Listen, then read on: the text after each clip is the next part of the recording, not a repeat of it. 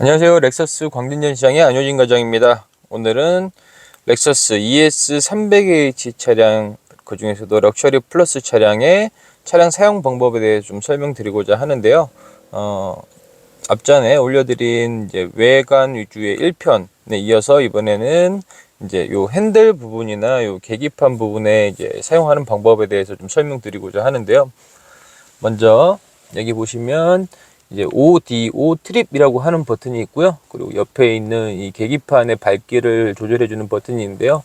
지금 보시면 전면에 계기판을 버튼을 누르게 되면 이 버튼을 누르게 되면은 계기판의 밝기가 이렇게 어두워지고요. 그리고 이렇게 어두워지는 걸 볼 수가 있고요. 이 버튼을 눌러서 오른쪽으로 누르게 되면 밝기가 이렇게 밝아지는 걸 볼 수가 있겠습니다. 그래서 야간에는 너무 밝으면 눈이 부시니까 이렇게 조절을 해서 이용하시면 되겠고요.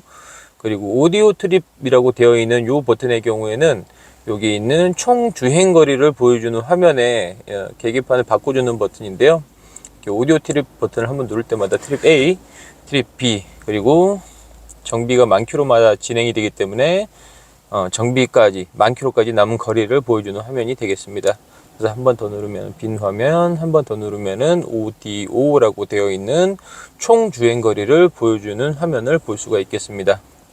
그래서 트립 A와 B는 이제 어떤 특정 구간이나 기간 동안 내가 측정을 해보고 싶은 거리가 있다라고 하면 이 오디오 트립 버튼을 트립 A 또는 트립 B에 놓고 이 버튼을 꾹 눌러주게 되면 이렇게 초기화가 됩니다. 그래서 뭐 한 달 동안 나는 주행하는 거리를 측정해 보고 싶어 라고 하면은 이렇게 초기화를 해서, 또는 출퇴근 거리를 측정해 보고 싶어 하면은 이렇게 초기화해서 측정을 해 보시면 되겠습니다. 그리고 이 라이트 같은 경우는 보시면은 이렇게 이 오토매틱 하이빔 기능이 적용이 되어 있는데요. 이 버튼을 눌러서 이렇게 활성화를 할 수가 있겠습니다. 단 지금 이제 라이트가 켜져 있어야 하는데요. 라이트가 지금은 주간이라 오토로 해놓으면 라이트가 들어오지 않기 때문에 라이트를 먼저 상향등으로 켜고 요 오토매틱 하이빔 버튼을 눌러주면 이렇게 활성화가 되는데요. 전면에 보시면 이렇게 지금 보면은 요 아이콘이 나타나는데요. 이게 오토매틱 하이빔이 작동이 되고 있다는 표시고, 라이트를 조작하는 요 레버에도 이렇게 녹색 불이 들어오게 됩니다. 그래서 끄고 켜면은 이렇게 녹색 불이 들어오고 전면 계기판의 아이콘이 활성화가 돼서 국도 같은 도로를 달릴 때 가로등이 없으면 상향등을 껐다 켰다 반복을 해주시는데, 이렇게 오토매틱 하이빔을 켜두고 가시게 되면 맞은편에 사람이나 차량이 이제 오고 있다라고 하면 그 상향등을 껐다가 다시 그 마주치는 차량을 지나가거나 하면 오토매틱 하이빔을 이용해서 상향등으로 켜준다 라고 보시면 되겠습니다.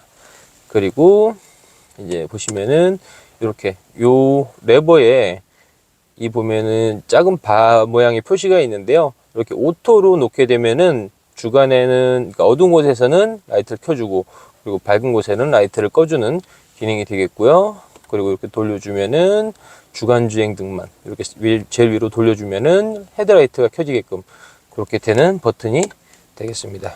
그리고 이제 보시면 핸들에 있는 요 부분에 대해서 좀 설명드리겠습니다. 요 버튼을 눌러서 좌우축을 눌러서 전면 계기판에 있는 정보 창을 변경을 해줄 수가 있는데요. 이렇게 오른쪽으로 넘기거나 왼쪽으로 넘겨줄 수가 있겠고요. 그래서 요 화면은 차량의 정보를 보여주는 화면인데, 이렇게 해서 요 아래쪽이나 위쪽으로 옮겨주게 되면은 요런 이제 다른 정보들을 볼 수가 있게끔 되어 있고요.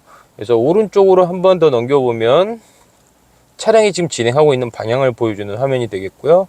한 번 더 누르면은 이제 라디오나 또는 뭐 블루투스를 연결해서 음악을 재생하고 있다면 지금 재생되고 있는 음원의 정보를 보여주는 화면, 그리고 어댑티브 크루즈 컨트롤 기능을 작동을 시켰을 때 전면에 있는 차량과의 간격을 어느 정도로 이제 유지를 해줄 것인지 이 거리 간격을 유지해주는 화면이라고 보시면 되겠고요.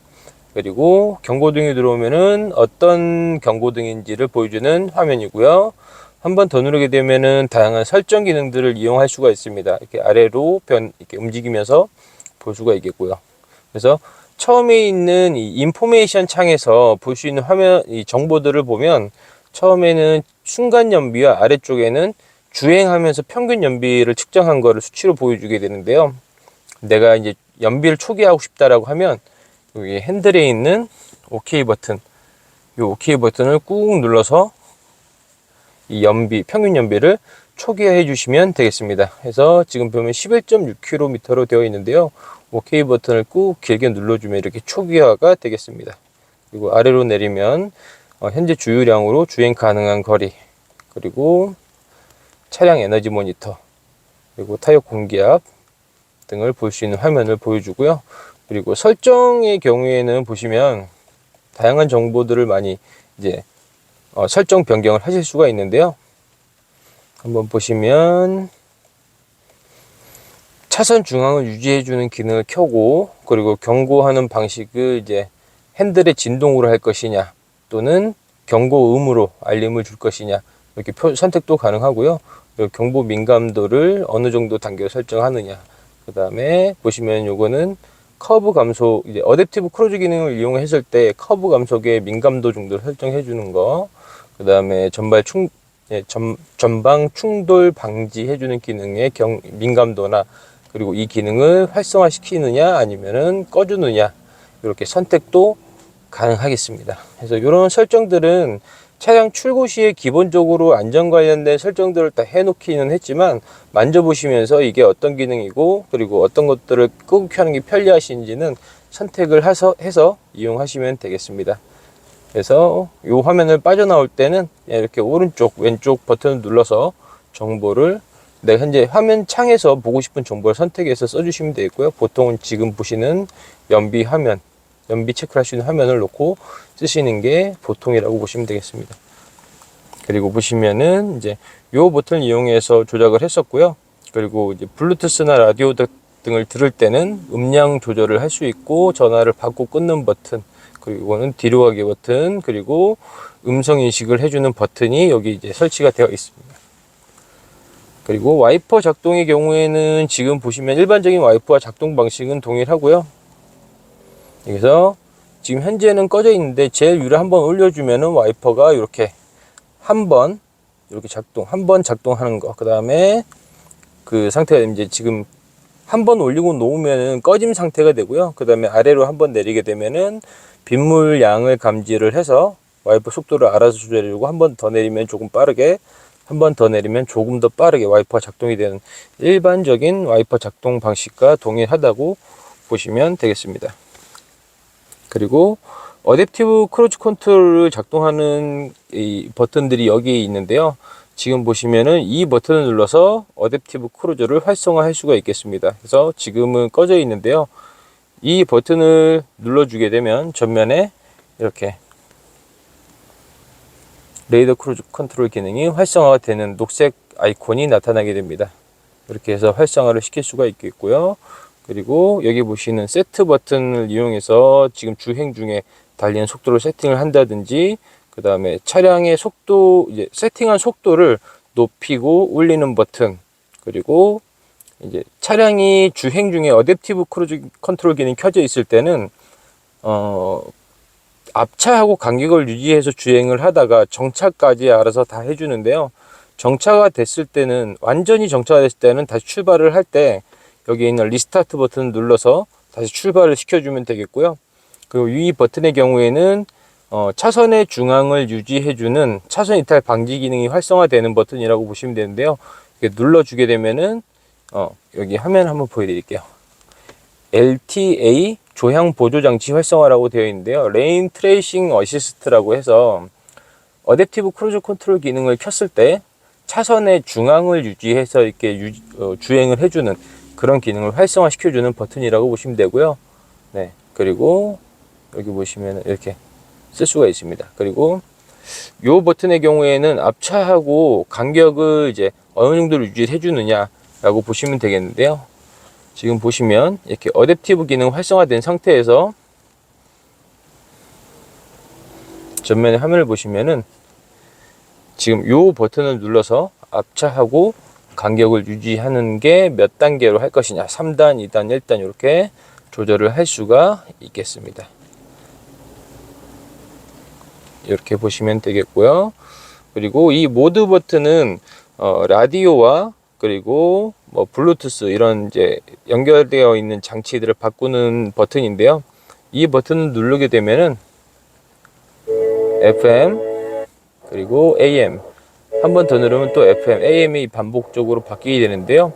블루투스가 연결이 되어 있으면은 블루투스까지 이렇게 세 개로 계속 바뀔 겁니다. 그래서 한번 누르면 FM, AM, 그 다음에 블루투스 이런 식으로 바뀌게 될 거고요. 그래서 선택을 할 수 있겠고, 그 다음에 음악을 듣고 있다면 곡을 변경을 한다거나 곡을 앞뒤로 변경한다거나 라디오를 듣고 있으면 다음 채널로 넘긴다거나 하는 버튼이 되겠습니다. 그리고 보시면은 패들 시프트라고 해서 반자동 또는 반수동 모드로 쓸 수 있는 이 패들 시프트가 이렇게 좌우측에 있는데요. 요 기능 같은 경우는 이제 보통 드라이브에 놓고 주행을 하면 알아서 기어 변속을 해주지만 반자동 또는 뭐 반수동의 감성을 느끼고 싶다거나 또는 저단 기어로 변속을 해야 될 경우에는 이 기능을 이용하시면 됩니다.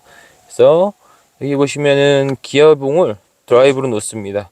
드라이브로 이렇게 놓은 상태에서 기어봉을 옆으로 밀어주게 되면은 이렇게 S 모드로 들어갑니다. 세미 오토 모드라고 하는데요. 지금 보시는 이 기어봉을 이용해서 위로 밀어서 고단으로 그리고 아래로 내려서 저단으로 이렇게 변속도 가능합니다. 기어봉을 다시 한번 보여드리면 위로 올리게 되면은 고단으로, 아래로 내리면 저단으로 이렇게 변속이 되고요. 그리고 여기에 있는 이 패드 시프트라는 걸 이용해서 플러스 마이너스 되어 있는데요. 이렇게 손잡이에서 이렇게 잡아서 안쪽으로 이렇게 당겨 주시면 됩니다. 그래서 당겨서 고단으로, 그리고 왼쪽은 당겨서 저단으로 이렇게 해서 변속이 가능한 패들 시프트도 장착이 되어 있습니다. 그리고 이제 시동을 걸어주는 버튼, 여기 파워 버튼이 있고요. 그 아래쪽에는 이렇게 보통은 이제 그 전자식 파킹 브레이크가 채용이 되어 있어서 여기서 이거를 브레이크 밟은 상태에서 잠시만 이제 파킹해 놓고, 전자식 파킹 브레이크가 지금 파킹해 놓고 드라이브에 놓으면은 자동으로 파킹 브레이크가 체결이 되고 해제가 되게끔 되어 있는데요. 만약에 강제로 이거를 파킹 브레이크를 해제하거나 체결시켜 줘야 된다고 하면 이렇게 파킹 브레이크를 앞으로 당겨줘서 해제를 할 수가 있겠고요. 브레이크 밟은 상태에서 밀어주게 되면은 파킹 브레이크가 체결을 할 수 있게끔 되어 있습니다. 이렇게 하시면 되고요. 좀 전에 말씀드렸다시피 지금 파킹 상태에서 이렇게 보시면은 전자식 파킹 브레이크가 체결이 되어 있는 걸 볼 수가 있는데요. 드라이브로 변속을 하게 되면 자동으로 해제가 되고 다시 파킹에 놓게 되면 이렇게 자동으로 체결이 되는 기능이라고 보시면 되겠습니다. 이렇게 ES300H 사용 설명 방법에 대해 두 번째 영상 이렇게 안내 드렸습니다. 추가로 또 궁금하신 게 있으시면 댓글 남겨주시면 안내 드리겠습니다. 감사합니다.